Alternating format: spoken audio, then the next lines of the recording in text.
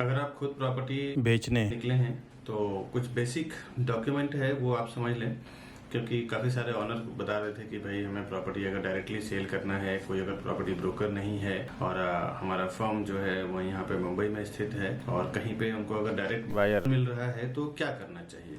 पहली बात तो आपको बता दूं कि अगर डायरेक्ट बायर मिल रहा है तो आप प्रॉपर्टी बेचो ही मत।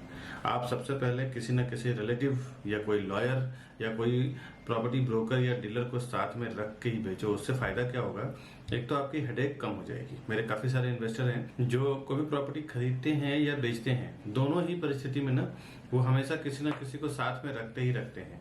उसका सबसे बड़ा फायदा क्या होता है उनको कि उनको हेडेक खत्म हो जाता है। प्रॉपर्टी दिखाना हो, समझाना हो, बैंक से वेरिफिकेशन करवाना हो, डॉक्यूमेंटेशन करना हो, पूरी की पूरी जिम्मेदारी उनको दे देते हैं। लेकिन हाँ, एक चीज ये याद रखें, या तो आपका कई सालों का पहचान वाला हो या फिर एक रेप्यूटेड ब्रोकर हो जो समझ लें कि एक छोटा सा ऑफिस लेके बैठा हो, एक फोन नंबर हो और वो बाइक लेके चल रहा है और काम कर रहा है। अगर वो पहचान वाला नहीं है तो उससे काम ना करें।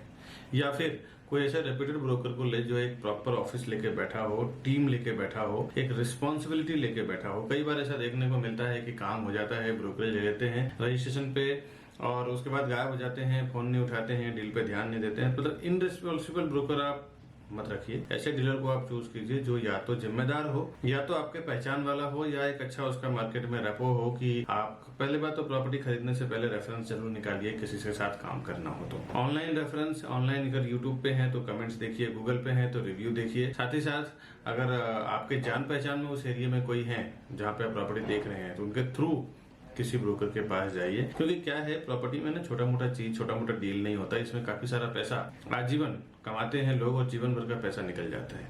तो ये सब चीजों का मैं जो प्रैक्टिकल एक्सपीरियंस कर रहा हूँ लोगों के साथ, कभी कुछ गलत होता है तो उसके हिसाब से मैं ये बता रहा हूँ। अब बेसिक डॉक्यूमेंट आपको क्या देखना चाहिए वो मैं बता देता हूँ। अगर आपको डायरेक्ट भी डील कर रहे हैं, वो प्रॉपर्टी ब्रोकर कोई है, डायरेक्ट डील कर रहे हैं ना, तो उसमें क्या है कि सबसे पहले तो चेन एग्रीमेंट देख लें या एग्रीमेंट फॉर सेल देख लें। बिल्डर से अगर वो फर्स्ट बायर है तो उसका एग्रीमेंट देखें, ओरिजिनल एग्रीमेंट। अगर उसने उसका होम लोन नहीं हो तो, और उसका ओरिजिनल एग्रीमेंट देख लें। या फिर अगर उसका लोन है तो लोन में आप समझ सकते हैं कि लोन में क्या होता है कि अपना जो ओरिजिनल सामने वाले का सेलर का जो डॉक्यूमेंट है वो सारा का सारा बैंक में रहता है। तो आपको ओरिजिनल तो शो नहीं कर पाएगा बट जेरोक्स कॉपी शो करेगा।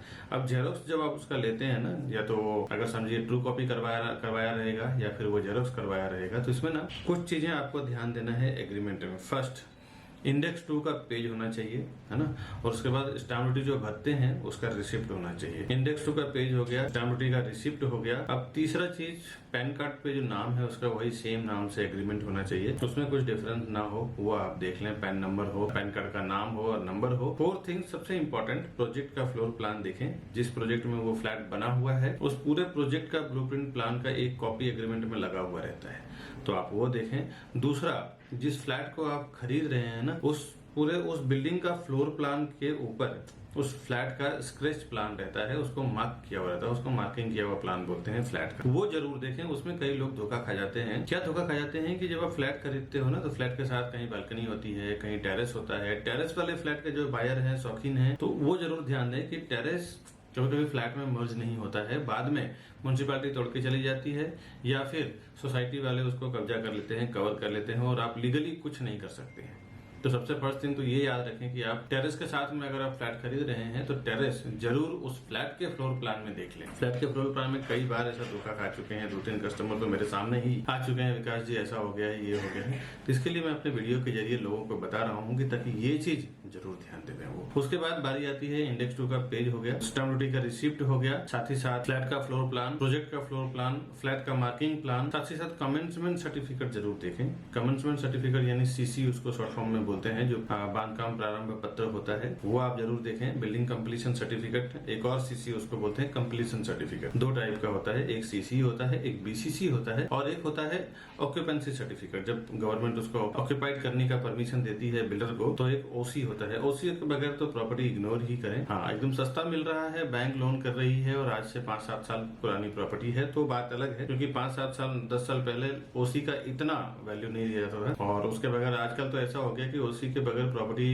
बेचना बहुत मुश्किल हो रहा है। लोग कहते हैं कि मुझे अगर हाफ रेट में मिलेगा ना तो भी मैं नहीं बेचूंगा। काफी सारे न्यूज में ये सब जो हो गया ना हाइक, इसके लिए तो ऑक्यूपेंसी सर्टिफिकेट हो ये जरूर देख लें। उसमें हेडिंग भोग बटा दाखला लिखा हुआ रहता है, उसमें लैंड का नंबर, सर्वे नंबर, हिस्सा नंबर, जमीन का नंबर रहता है, वो सब आप एक बार जरूर चेक कर लें। और ये सब चीजें अगर आपको नहीं आता है तो आप एक लीगली लॉयर को साथ में लेके जाएं। साथ ही साथ टोकन अमाउंट करने के बाद या पहले आप उसको बोल दें कि मैं सर्च रिपोर्ट निकालूंगा, भले 1 हफ्ते का टाइम। हड़बड़ी में कभी कोई डिसीजन ना लें। कितने बार मैंने देखा है ना, सस्ता प्रॉपर्टी मिलता है तो लोग क्या करते हैं 3 दिन 4 दिन में ही डिसीजन ले लेते हैं, फटाक से टोकन दे देते हैं, फटाक से रजिस्ट्रेशन की तैयारी कर देते हैं। सबसे पहली बात तो कम से कम 1 महीने का टाइम तो लें।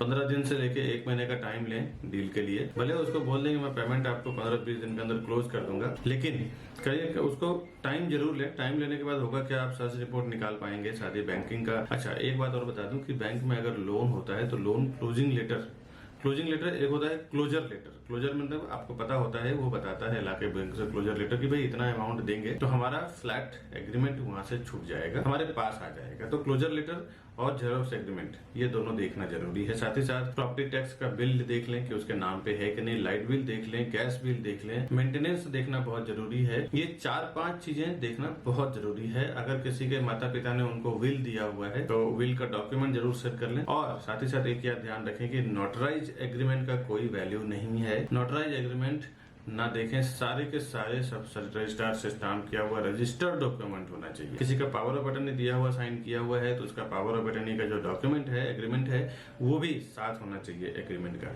ये सब चीजें प्रॉपर जो मैं आपको बता रहा हूँ ना, ये सब बेसिक चीजें हैं जो देख लें। उसके बाद इसके बाद जो मैं वीडियो बनाऊंगा ना उसमें आपको बताऊंगा कि प्रॉपर्टी खरीदने के लिए आपको क्या क्या फॉर्मूला लगाना है, ऑनलाइन ऑफलाइन क्या आपको देखना है, क्या कैसे ट्रिक लगाने हैं, किससे आपको मिलना है और आपका प्रॉपर्टी का अच्छा वैल्यू कैसे मिलेगा, ये आपको नेक्स्ट अपने प्रॉपर्टी इन्वेस्टमेंट टिप्स के वीडियो में बताऊंगा। पीआईटी वीडियो इसको मैं बोलता हूँ, मेरी पूरी टीम इसको पीआईटी वीडियो बोलती है। अगले पीआईटी वीडियो में बताऊंगा कि क्या टिप्स एंड ट्रिक्स लगाना चाहिए आपको अपनी प्रॉपर्टी खरीदने के लिए। देखिए, प्रॉपर्टी खरीदना भी एक टास्क हो जाता है और प्रॉपर्टी बेचना भी अपने आप में एक बड़ा टास्क है, तो उसका मैं सॉल्यूशन बताऊंगा। बहुत ही इजीली आप प्रॉपर्टी सेल कर पाएंगे। फिलहाल तो मैंने आपको डॉक्यूमेंट बताया है, ये सब कुछ बेसिक डॉक्यूमेंट था जो मैंने आपसे शेयर किया है। अभी नेक्स्ट मैं बात करूंगा प्रॉपर्टी बेचने के लिए। अच्छा, प्रॉपर्टी बेचने के लिए इन द सेंस आप जब, ये तो मैंने आपको रीसेल की प्रॉपर्टी के लिए बताया, मैं नेक्स्ट वीडियो में बात करूंगा कि प्रॉपर्टी बेचने के लिए ट्रिक्स एंड टिप्स क्या यूज करना है। साथ ही साथ बिल्डर और डेवलपर का प्रॉपर्टी खरीदने के लिए आपको क्या क्या चीजें देखना चाहिए,